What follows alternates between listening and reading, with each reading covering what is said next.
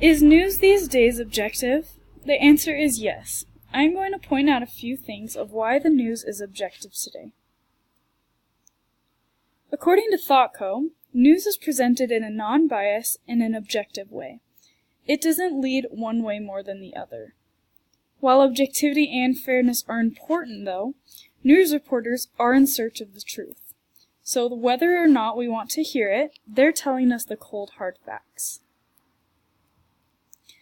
According to ABC, you are never reading anything one-sided. All news shares both sides of the story. Reporters and writers weigh the evidence before reporting anything into the news or into TV. It is fundamental for journalists to be unbiased. It's never been more necessary to have objective news these days. These are my sources that I used. Thank you.